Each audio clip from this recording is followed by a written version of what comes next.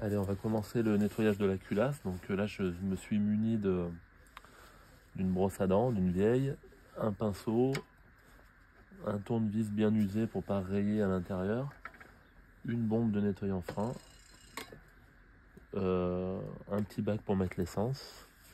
En dessous, j'ai mis un petit bac, un grand bac même dessous pour que l'essence usagée coule dedans pour pas polluer mon terrain. Et puis voilà, on va commencer, on va y aller, hein. On va commencer à nettoyer tout ça.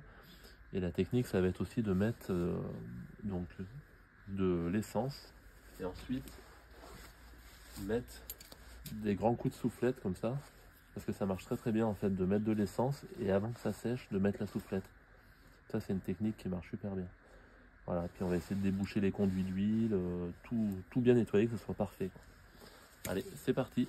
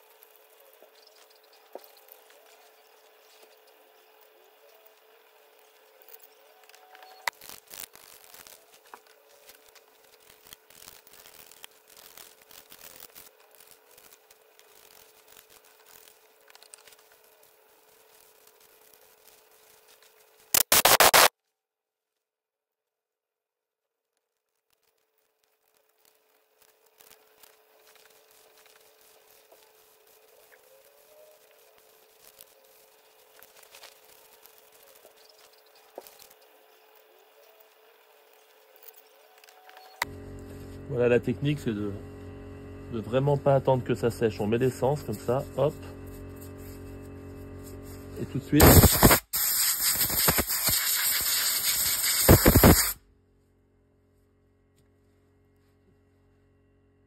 Là, pareil. Mon essence, elle est un peu sale là. Et là, vous allez faire un truc parfait, hein.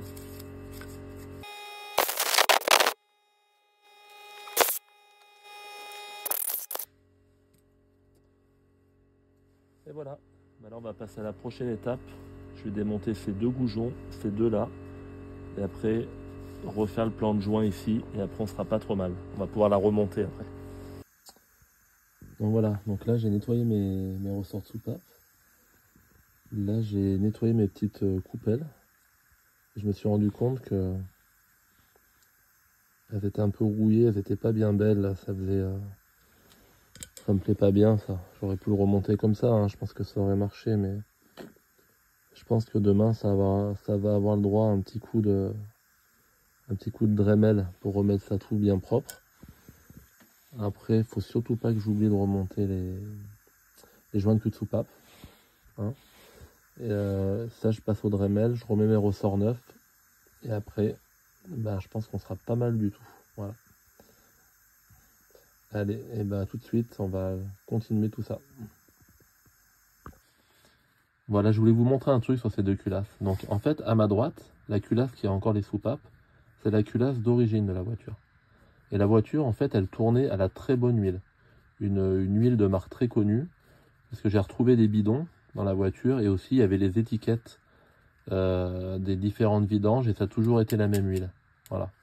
Et là, on remarque que ici, à l'intérieur, c'est neuf, quoi. J'ai quasiment rien nettoyé, là. Vous voyez, il n'y a aucun résidu, il n'y a rien. Les ressorts, ils sont parfaits. Là, c'est impeccable. La deuxième culasse que j'ai récupérée sur le moteur que j'ai acheté, elle a dû tourner avec de l'huile bas de gamme. Et puis les vidanges, elles n'ont pas dû être faites très souvent.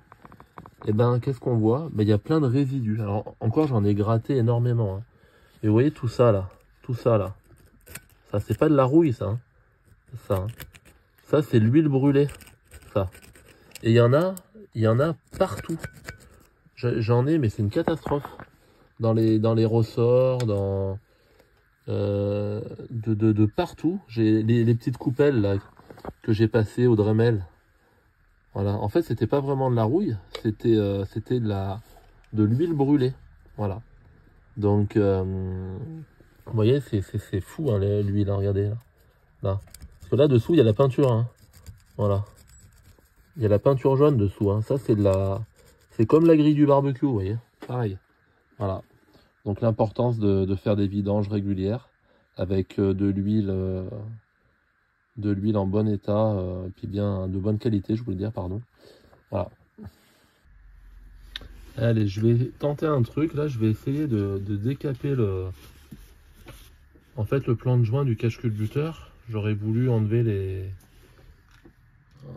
enlever les goujons un peu de partout, et puis faire comme j'avais fait dessous la culasse. Mais je peux pas les enlever les goujons pour le moment. Donc je vais essayer de faire avec ça pour voir, vu que c'est de la fonte, je pense que ça ne craint pas grand chose. Donc je vais essayer de le décaper avec ça. Hop.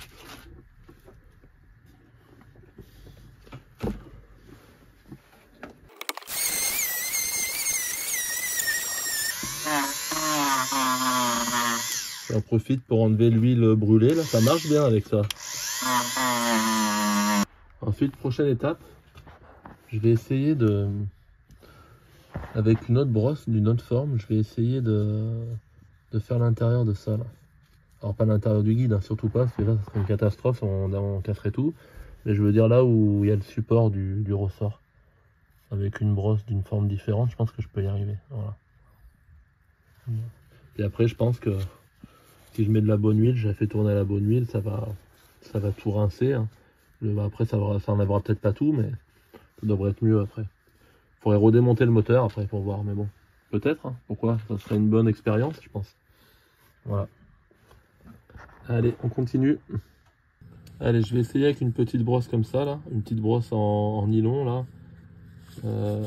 Voilà, je vais essayer de nettoyer. On va le faire en direct.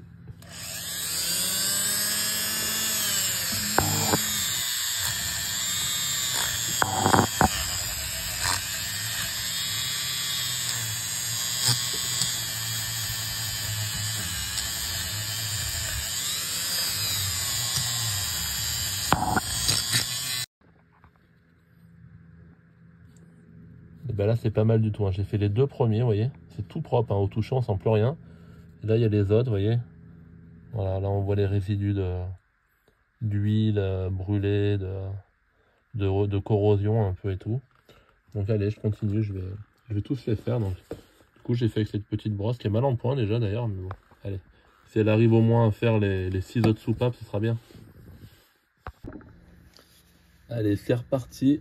On va nettoyer un petit coup. Donc là, je suis allé racheter une brosse là, mais métallique dans un magasin. Parce que l'autre, je l'ai complètement fini. Donc voilà, je pense que ça ira mieux. On va essayer.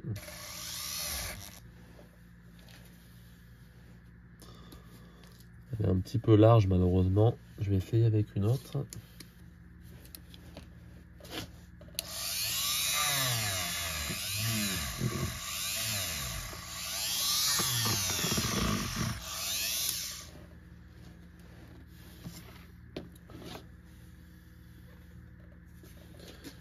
Il n'y a pas grand chose hein, qui arrive à passer malheureusement en métallique. Je vais réessayer, j'en ai racheté une en nylon là. Hop. Allez. Faut essayer de toute façon quand on bricole, hein, faut essayer un peu tous les outils, toutes les techniques. Hein.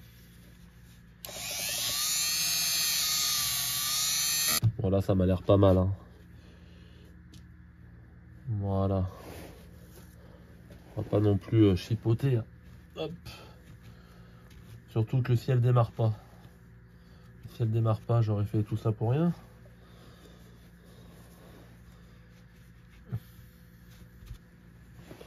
On va mettre un petit coup de nettoyant frein.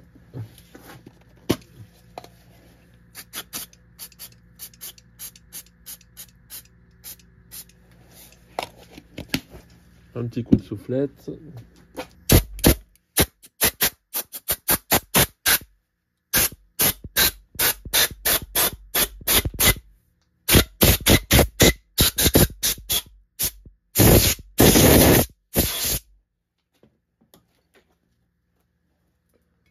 Allez, on est pas mal là.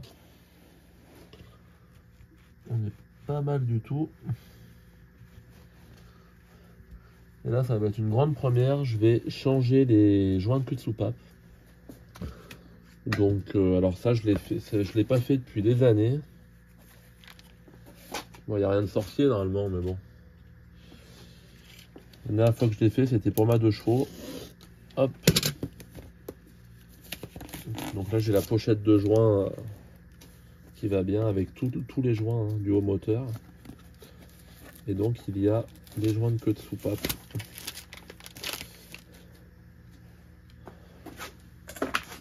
Qui sont ici. Vous voyez, on les voit là. Bon bah je vois de suite là qui sont beaucoup plus tendres que les miens, qui étaient complètement durcis. Donc ça fait une partie caoutchoutée, puis une partie il y a un petit ressort là, c'est un petit peu c'est le principe du joint spi un peu. Voilà, qui vont venir éviter que l'huile qui est ici en fait qui va huiler les culbuteurs et tout ça, la rampe de culbuteur, en fait vienne retomber à l'intérieur du cylindre. Voilà. Alors avoir une fuite au joint de queue de soupape, ben, qu'est-ce que ça fait? Ça engendre une consommation d'huile et on s'en rend compte au lâcher de gaz quand on accélère et qu'on lâche, ça fait une petite fumée bleue à l'échappement. Par contre, c'est pas grave pour le moteur parce qu'en fait, ça lubrifie les cylindres et le piston un petit peu à l'intérieur. C'est pas dramatique en fait. Une voiture qui a des joints de queue de soupape usés, elle peut rouler pendant des milliers de kilomètres. Hein. C'est juste qu'il faut vérifier le niveau d'huile après. Voilà. Donc là, je vais récupérer mes soupapes. Hop. Donc faut pas que je me trompe de côté. Donc voilà. Donc là j'ai ma soupape. Je vais mettre ma soupape ici.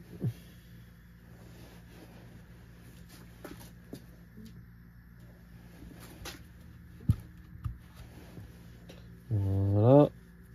Un dernier petit coup de chiffon. Donc là je mets ma soupape. Tac.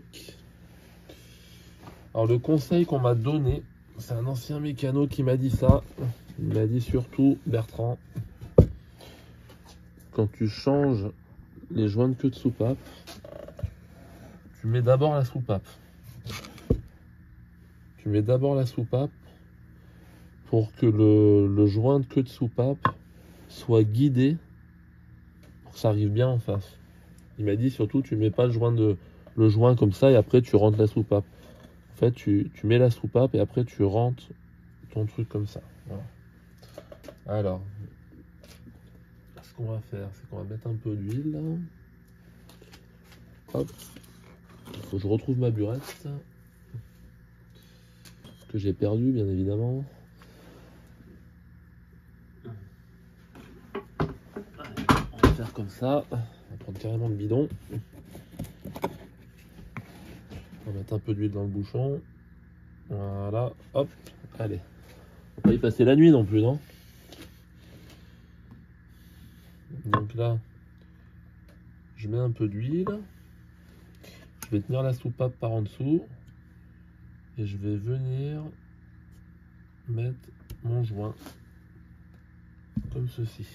Alors ce que je comprends pas là, alors là peut-être que vous voyez pas, mais il y a un petit rebord là en fait qui permet aux joints de queue de soupape de s'agripper, je pense. Bon, en fait ceux-là ils sont vraiment simples à mettre. Hein. C'est vraiment facile là. Hein. Il n'y a pas besoin de forcer là. Voilà, là il est mis. Voilà. Je vais essayer de mettre un peu plus de lumière. Voilà. Hop.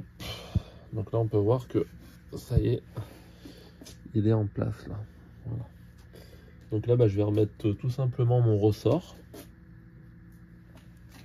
Hop, comme ceci.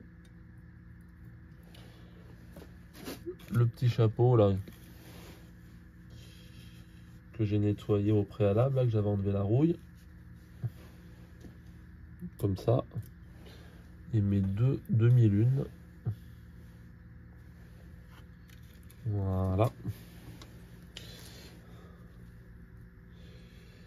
Donc je vais avoir besoin de mon lève soupape pour pouvoir recomprimer le ressort et remettre les deux demi-lunes.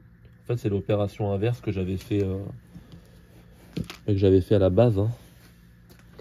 Si vous regardez la première vidéo, le début là, dans l'épisode 1, bah, j'avais fait l'inverse.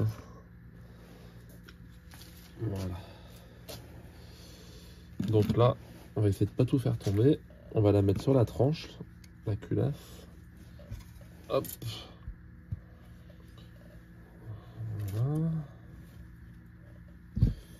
Voilà.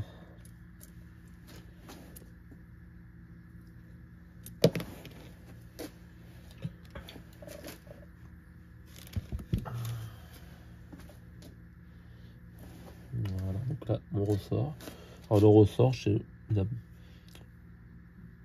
pense qu'il n'a pas de sens, peu importe, ça il est symétrique. Voilà ça. Après mon petit lève soupape. Voilà.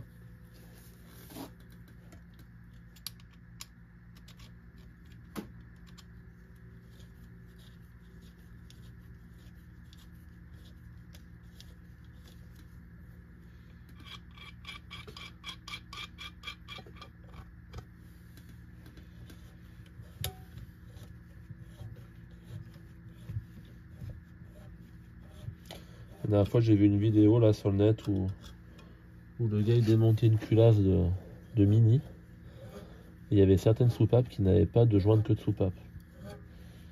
Bah, ça fonctionnait, ça devait fumer, mais. Donc là, je vais essayer de comprimer quand même pas mal. Voilà. Et là, je remets mes deux demi-lunes.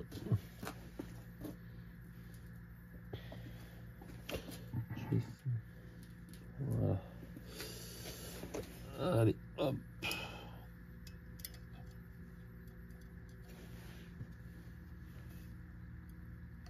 Je vais essayer de tirer un peu sur l'outil pour que ça soit bien centré.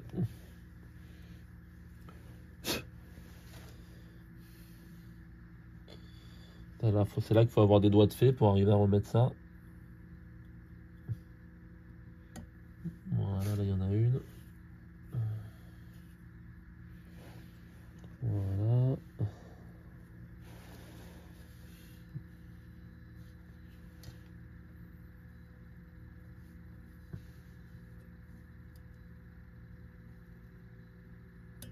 Et l'autre.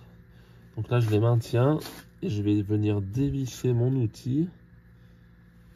Je vais surveiller en même temps.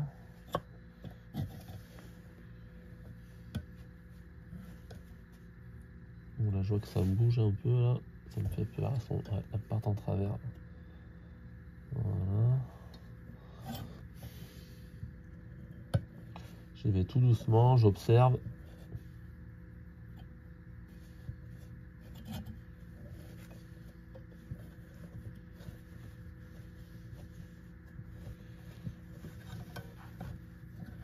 Voilà, et là normalement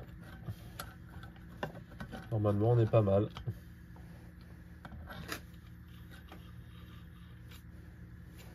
Voilà. Alors ensuite, hop, je vais poser ma culasse comme ceci. Voilà. Et pour être sûr que mes demi-lunes sont bien mises, il y a un ancien mécano, toujours le même. Il m'a dit, tu prends un marteau et tu lui mets un coup derrière les oreilles, mais franchement, sur la soupape comme ça. Ce qui fait que ça va comprimer le ressort, la soupape elle va sortir, rentrer. Et on va bien voir si les demi-lunes elles tiennent.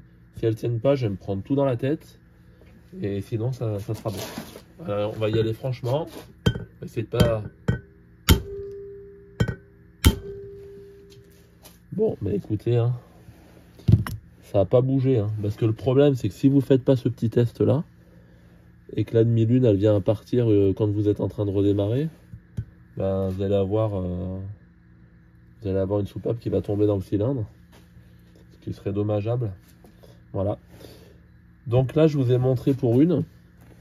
Voilà. Bah, je vais pas filmer pour les autres parce que c'est exactement la même chose. Voilà. Donc là, ouais. Là, on voit bien donc les demi-lunes qui sont bien mises. Alors pour voir après à l'intérieur, c'est un petit peu compliqué pour voir le joint maintenant. Voilà. Et puis j'ai ma soupape qui est remise et puis en avant, hein. C'est parti pour le reste. Hein.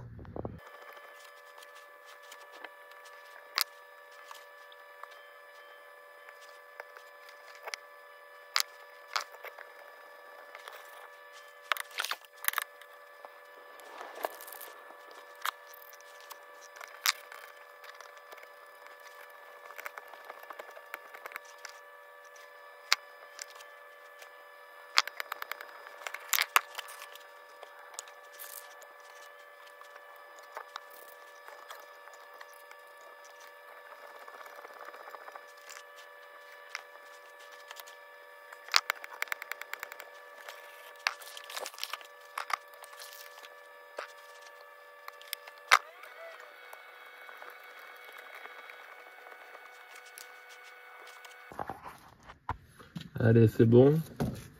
On se fait un petit plaisir. On va taper sur toutes les soupapes. Donc je vais retaper celle-là.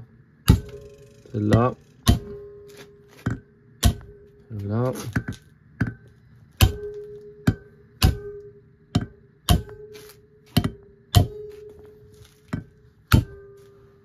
Bon bah il n'y a rien qu'à bouger. Hein. Là si on voit bien.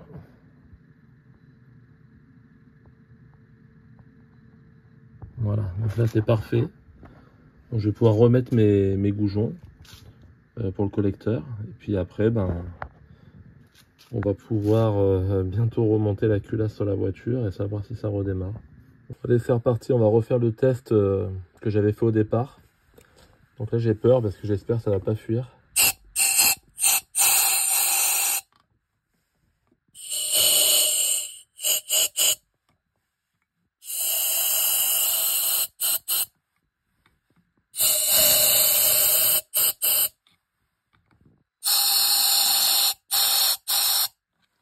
Là, je suis trop content. Parce que là j'ai plus aucune fuite. Voilà. Donc il n'y a plus qu'à voir maintenant quand on va remonter tout ça si ça marche. Allez, on va remonter les petits goujons là. Donc moi ce que j'aime bien faire, c'est passer un petit coup de Dremel sur le filet là.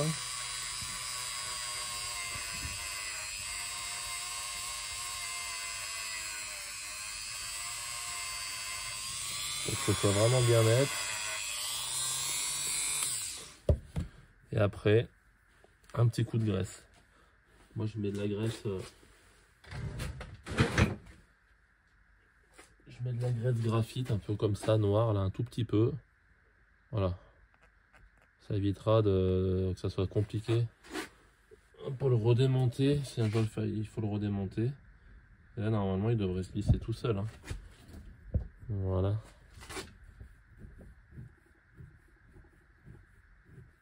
Voilà.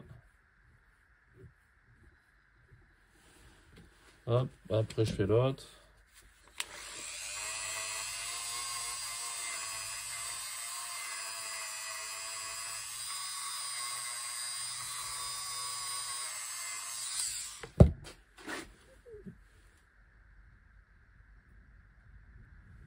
Un petit coup de graisse. Il faut se rappeler que c'est le petit filet le plus court qui va dans la culasse. J'ai re-regardé la vidéo du début. J'en étais quasiment sûr, mais j'étais pas sûr à 100%. Alors du coup, j'ai regardé. Comme quoi ça sert les vidéos.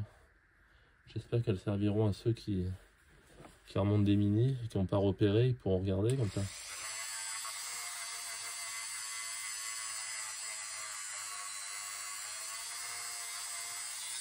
Je vais gagner du temps. On travaille à la chaîne.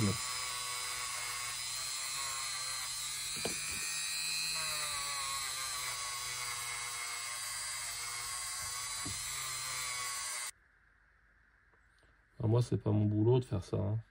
Je fais ça en loisir. Mais j'ai entendu dire que, pareil qu'un mécano, quand il fait une intervention qu'il a déjà faite, il met 50% de temps en moins, quasiment. C'est-à-dire que celui qui fait toujours, qui n'est pas multimarque, qui travaille dans la même marque, bah, il va beaucoup plus vite. Alors que nous, on tâtonne, on ne sait pas, donc on regarde, on se pose tout un tas de questions, donc on avance moins. Voilà, mais après il va falloir que je fasse le système de contre-écrou là aussi, tac, pour les revisser. Parce que là j'ai un peu du mal. Et je vais en profiter pour faire là.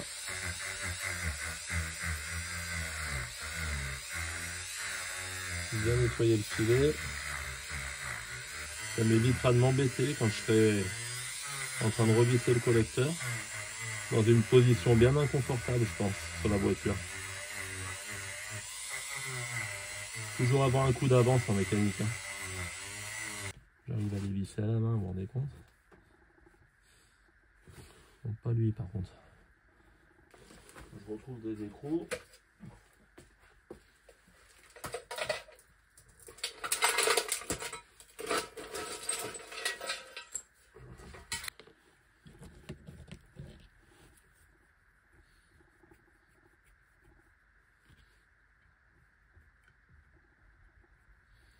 Il va falloir que je les dérouille aussi.